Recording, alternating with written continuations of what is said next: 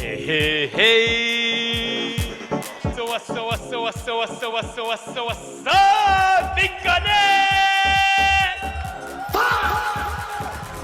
Crypto in 2026 is dead as hell. So is the dream of home ownership. But gold is going to the moon! Bill Clinton friendship pendant right here, okay?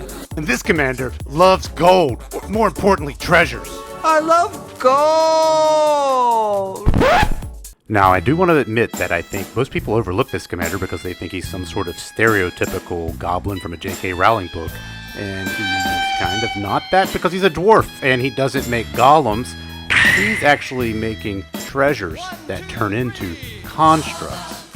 Assassin constructs, to be exact.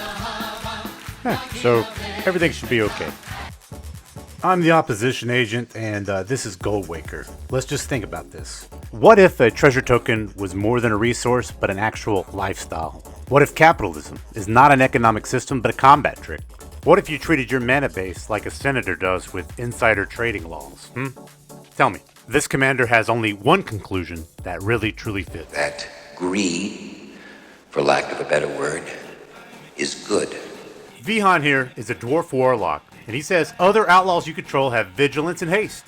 At the beginning of combat on your turn, you may have treasures you control become 3/3 construct assassin artifact creatures, in addition to their other types until end of turn. Which means this opens up tons of combat tricks where we can attack and sack, or just send them out as fodder to become treasures when they die.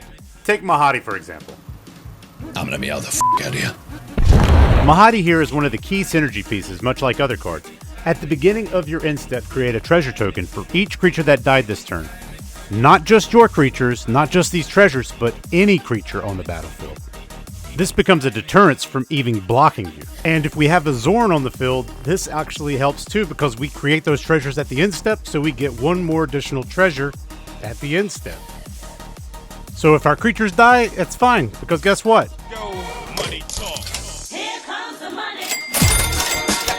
This is our key synergy piece. We're going to sack tokens to get tokens. We're going to also sack creatures to make sure other people sack their creatures. Example. They have a Grave Titan or a Terror of the Peaks. Some bullshit. And this is scary because what's going to happen is they're going to be able to swing these at you with no problem. Your treasures become treasures again. Nothings. Nobody's. So without having some sort of blocker, you're going to get hit hard. We play Grave Pact, and voila, boom, no more creatures. And then I'll get my treasures back because of Mahadi. Trigger. Quick recap now. Pre-combat treasures are just treasures. Then after combat, these will turn into a 3/3 assassin construct, and we can still sacrifice them because they'll have vigilance, since our commander gives all outlaws vigilance and haste, allowing them to be sacrificed even after combat. Viewer, it's time to cook. I'm Mike, and I approve this message. This deck runs on synergy. So, number 1, we make treasures. 2, we financially dominate people. 3, we create one-sided board wipes that get us treasures. And then 4, we're going to ping the board for every artifact that hits the graveyard. And then I'm going to show you some bombs. So let's talk about making treasures. In Mardu, this is easy. We have things like Smothering Tithe, Monologue Tax. They need no introduction at all. Then we also have things like the Dragon Trio, Goldspan Dragon, Cavern Horde Dragon, Ancient Copper Dragon. You start rolling that D20 and you... Rich, bitch! And Goldspan, you're tapping each treasure for 2. $140 billion. 10 times what's in Kentucky. Fort Knox. Ha! It's for tourists. Throw the Reaver Cleaver on a creature. If it has flying or menace or just a big butt, this thing turns into a ton of treasures when you hit a player for damage. Really great trample tool. This card was just recently printed in the Turtles Precon. It's reprint actually, but Coin of Mastery. 4 mana, and you tap it to create a treasure. But it's that top line text. Each creature you control enters with an additional 1/1 counter on it for each mana from an artifact source spent to cast it. This means anything from a Soul Ring, an Arcane Signet, a treasure, And in this case, we are going to use a tool that most people don't think about, which is Radiant Lotus. Shut up and get to the point! With Radiant Lotus on the board, we can sack 1 or more artifacts. So we could crack 5 treasures and tap Radiant Lotus and then get 3 mana for each of those sacrificed treasures. This allows us to go big mana, and honestly, if you pulled one of these Radiant Lotuses out of the race car set, this might be the one deck you can put it in, and it's actually really, really good. Like, if you're a broke boy, just say so. Black market connections, game warping. You're going to draw cards, make treasures, and even blockers. So this is a bomb when you pick it and you get it. Deadly Dispute here is one of the best black commons. It's going to say sack a creature or an artifact, but then you get to draw 2 cards and create a treasure. So this is going to be a little card advantage with a treasure. If you had a doubler, you're getting 2 treasures, so great. Next up, Inspired Tinkering. This is a great one too. We'll exile the top 3 cards until the end of the next turn. We can cast those, and then we also get to create 3 treasure tokens. So we get Impulse Draw and 3 treasure tokens. This is great in the early game and the late game. Brass's Bounty is one of those cards that sometimes flops or it bombs. So in the late game, it can be killer. You know, you have 8 lands, you get 8 treasures. You may have a doubler, you're getting 16 treasures. Huge. But in the early game, this thing is, you know, it's a deal you have to make because it's not going to do much for you. Late game, it's still, they have haste and Vigi. I'll make that deal. How about you bitch? You make that deal? I'd make that deal. I don't blame you. Damn good deal. Hey guys, welcome to my channel, welcome back to my channel. In this video, we're going to be talking about what you can say to pay pigs if you're getting started and you're new to this stuff, like what... Starting with Kellogg, Dangerous Mind. Not to be confused with John Harvey Kellogg. He is a character from Fallout 4 who kills your wife and takes your baby for money. But in Magic, he does things like First Strike, Haste, and whenever he attacks, he creates a treasure. And then when you sacrifice 5 of these treasures, you get to take something from somebody, like a baby or a SpongeBob. And this Joda Bomb stays with you till Kellogg leaves. Next. Hello, wifey! Magic knew exactly what they were doing when they made this card. Rev Tithe Extractor. Whenever you attack, target creature gains Death Touch until end of turn. And whenever 1 or more creatures you control deal combat damage to a player, create a treasure token. Then look at the top card of that player's library and exile it. You may play the cast card for as long as it remains exiled. Not because we're greedy, no. Because it's what you deserve. Now, do note that each player, so this is 1 treasure per player, 1 card per player. So as long as you're attacking all 3 players, value. Next. Cyberman, Patrol and Squadron. So Patrol says artifact creatures you control have a flick 3. So if they become blocked, it's going to do 3 to that player. And then Cyberman Squadron says they're going to give all non-legendary artifact creatures you control Myriad. So you're swinging, making big sacks, also triggering death triggers to make more treasures or making opponents sack creatures. It's just a blast. A lot of fun here. Decklist Plunder, Mahadi again, and some other key pieces in this deck. And it just goes outrageous because even those myriad creatures come in, they see the graveyard, and you make a treasure. It's just great. The more you buy, the more you save. Next up, we have sack triggers like Baron Step Siege, where we can, at the beginning of your end step, if a creature died under your control this turn, each opponent sacrifices a creature of their choice. And then we also have Grave Pact, Dictate of Erebos. Those two do the same thing, where whenever a creature you control is put in a graveyard from the battlefield, each other player sacks a creature right then and there. Forge over here is really great because what he does is he has Menace and Ward sack a creature, but he also gets a 2/0 for each treasure you control. And whenever a player sacrifices 1 or more creatures, you create a tapped treasure token, and it triggers each turn. Now, our doublers are going to act like a Ponzi scheme. For every treasure we create, we'll just create another. And these are going to go really, really quick and fast. I run tutors, so I only use 2. So if you're not going to use the demonic tutor in your deck, like my list, please add the Ozurtok in its place, and I think you'll have a good time. 2 runs well, though, if you work some tutors in. My lord, is that legal? I will make it legal. The last highlight I want to go over now is Alchemist Talent. So when it enters, you're going to create 2 tapped treasure tokens. And when you level it up, treasures you control will now give you 2 mana of any color. Level 3 is a Terror of the Peaks type effect.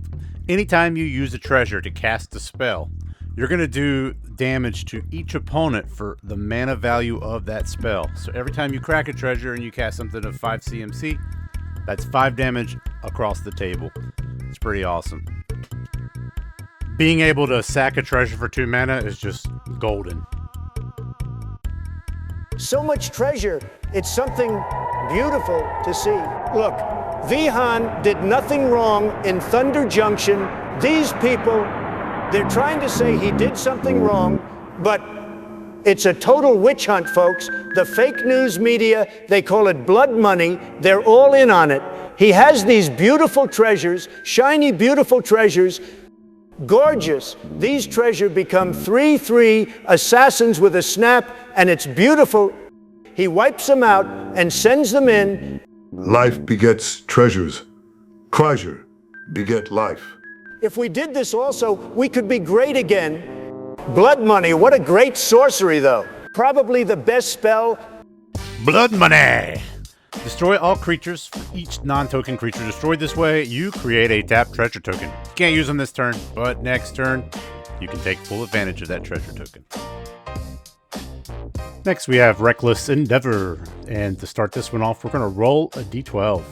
We're going to choose one result. Reckless Endeavor is going to deal damage equal to that result to each creature, then create that number of treasure tokens equal to the other result. And so what's going to be really good is that you get to choose out of these two. So if you only need to do 4 damage to get a bunch of treasures, you could do that. If you rolled a 12 and you have to do it to board wipe, you could do that as well and only get 4 treasures. But with the net, we should be able to recast to Commander. We should be able to use some of these treasures. I've rolled this pretty well and usually gotten 2 8s around that zone. Worth a try. It's a great shot. It's not going to do anything wrong because I feel like every time I play this, I can at least play my Commander after this and still swing with a whole bunch of treasures. This next one is just insane because it's going to do a board wipe for us when Spiteful Banditry enters. We can pay X into this with 2 red mana, and when it enters, it's going to deal X damage to each creature. So again, before our combat, before these treasures flip to creatures, we can then choose the number if we have enough mana and board wipe the entire table. And the good thing is that this is already in the battlefield, so when 1 or more creatures your opponents control die, you'll create a treasure token. This ability triggers only once each turn, but this is every turn as well. And this is another highly synergistic piece for the entire deck. I feel like you can't play this deck unless you have this in there. This is one of those, like, you have to, it's a must buy for the deck. I have all the money. Compare your lives to mine and then delete yourselves. Lastly, we have 2 more. In Garruk's Wake, 7 and 2 black. It's expensive, but if you have the board state, you're going to probably win. You're going to destroy all creatures you don't control and all planeswalkers you don't control. It's that simple. It's everyone's playing hexproof these days. They're doing single target stuff. I do not see, unless I'm playing angels or maybe white soldiers, this indestructible kind of stuff. So a lot of times this just burns the entire table's creatures down. It's so good. Destroy them, swing. We have Torment of Hellfire, X and 2 black. I cannot tell you how many times I've won the game from this card in multiple decks.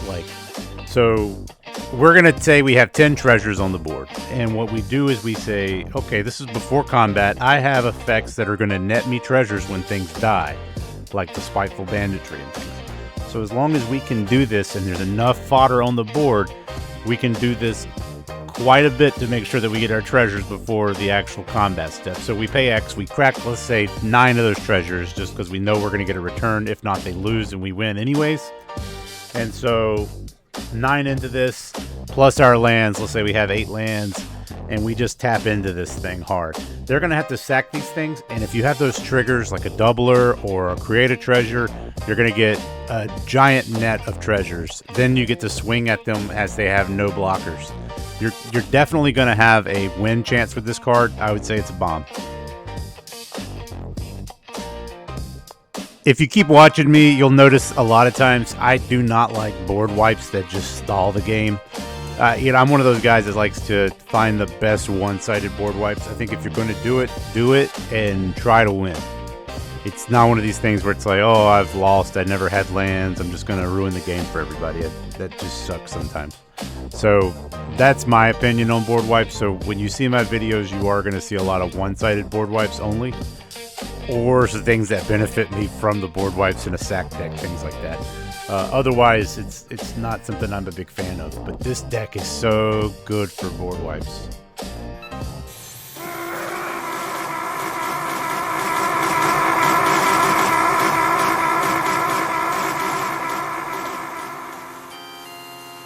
I've already introduced you to some of these burn effects throughout this entire video so far, but these are just direct ping effects. And so, starting with Albed Salvengers, this one's funny. It's just whenever this creature or another creature or artifact you control dies, target opponent loses 1 life and you gain 1 life. And every time you sack a token artifact, yes, it does hit the graveyard. I always get that as a fight sometimes when I'm playing this deck. They're like, oh, you sacked it. It doesn't go. Everything touches the graveyard to go away, even tokens. So always remember that. So you're going to constantly be making a target lose life, and you're going to gain a life. Weftstalker Ardent. Again, it's another 2 and a mana. This is red. Whenever another creature or artifact you control enters, this creature deals 1 damage to each opponent. You're going to be constantly having treasures enter. So with this type of effect, you're also just pinging each opponent for 1. Pretty awesome. My boy, Cern Conrad Grimm. This guy, 3/2 black. Whenever another creature dies or a creature card is put into the graveyard from anywhere other than the battlefield, or a creature card leaves your graveyard, Sir Conrad Grimm deals 1 damage to each opponent. 1 in a black. Each player mills a card. So it's always funny when someone plays this and then someone bazooka bogs somebody's entire graveyard for a bunch of creatures and then they die. So, just the best. Your suffering will be legendary, even in hell. Also, Mirkwood Bats, the OG from the Lord of the Rings set. This thing's like 40 cents, but hard to find. Flying, whenever you create or sacrifice a token, each opponent's going to lose 1 life. And you're going to be constantly creating tokens and sacking tokens. This thing will be, if anything, Mirkwood turns into being a target for removal, and it saves you from losing your commander. And I always suggest when you build the deck, you always put some bait for people's removal. You have a plan, right? These things are great for the plan when they land, but remember that some of these things in here are so powerful that they're there just to target that removal, so you can do the other things in the deck to actually win the game, you know? And if you don't have that, then people are going to use the removal and the key pieces you need. Ah, le marionette de la princesse. Whatever. Marionette Apprentice. We also have the better version of this. The original Marionette, you know, she costs 5 mana, and she only does it to target opponent. Where in this one, we're going to be able to fabricate 1. When this creature enters the battlefield, put a 1/1 counter on a creature or create a colorless servo, a 1/1. But our big text here that we're really worried about is that whenever another creature or artifact you control is put to a graveyard from the battlefield, each opponent's going to lose 1 life again. Again, more ping. This deck thrives on that ping. You can win the game without even having to use any of the combat tricks or doing anything, just by pinging people and casting things. So, depending on what hands you get, this could be the way you win with this deck, is just through ping. Alright, so we got the... Wow, this thing's 165 now. Well, that's crazy. Here he is, the big guy. Mr. Jaws, Relentless Predator. I know what that is! Jaws is an expensive card, but if you ordered one of those and you got that secret layer, I say put him in. He's really hard to read, so I put the text here. But Trample Haste. Whenever Jaws deals combat damage to a player, create that many blood tokens, which are artifacts that'll let you discard a card, sack the token, and draw a card. And you had to pay 1 to tap it.